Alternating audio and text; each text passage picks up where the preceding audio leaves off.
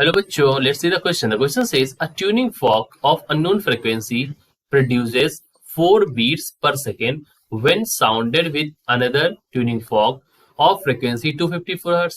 यानी कि 4 बीट्स पर सेकंड देता है जब हमारी जो ट्यूनिंग फॉक की यहाँ पर फ्रीक्वेंसी दे रखी 254.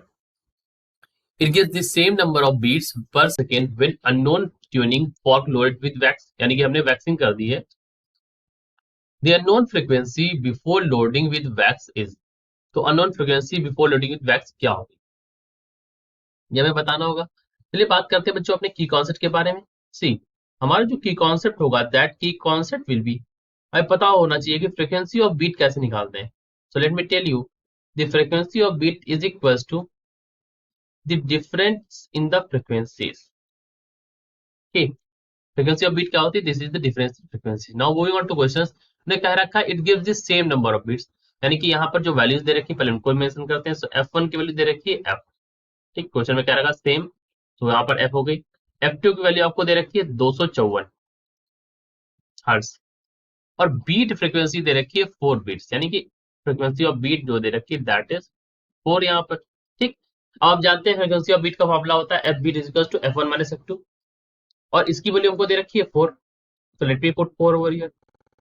तो फर्दर इसको आप लिख सकते हैं f1 माइनस f2 को we will write this as f1 minus f2 is equal to plus minus 4. ठीक है, अब अगर मैं f1 की वैल्यू हमको दे रखी है 250, अगर मैं मान लेता हूं जो मैं f1 की वैल्यू दे रखी है दैट वैल्यू इज 250 और या हम मान लेते हैं कि हमें वैल्यू दे रखी है 258.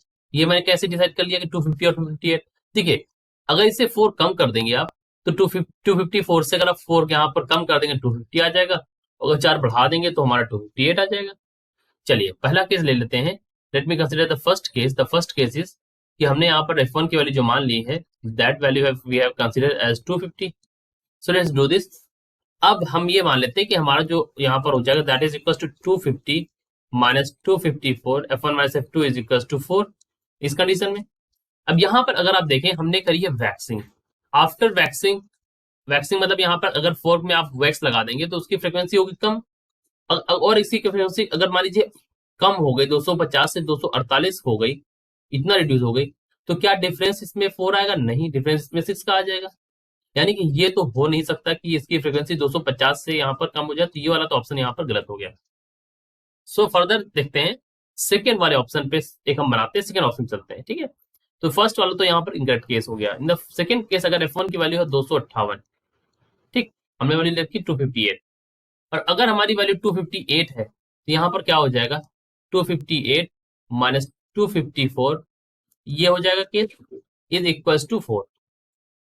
ठीक, अब अगर मान लीजिए 258 से 254 यहाँ पर गई है और अगर ये वैल्यू हो जाए 258 से घट जाए और ये वैल्यू कितनी हो जाए, दिस वैल्यू बिकम्स 250. तो 250 से 254 घटाएंगे आपको तो भी आपको यहाँ पर कितना मिलने वाला है, यू विल बी गेटिंग 4. यानी कि अगर इसमें वैक्सिंग करके हमने फ्रीक्वेंसी घटाई भी तो हमारी वैल्यू 4 बीट्स हमारी सेम रहेगी. ठीक है, तो यानी कि सेकंड वाला ऑप्शन यहाँ पर करेक्ट है. तो अब हमारी वैल्यू यहाँ पर क्या हो जाएगी, the value will be 258. Unknown frequency before loading is 258. तो यही हमारा हो जाएगा क्योंकि हमको f1 ये मानना है, सो f1 हमारी 258 है. Right, so this is correct answer. I hope you understood it well. Best of luck.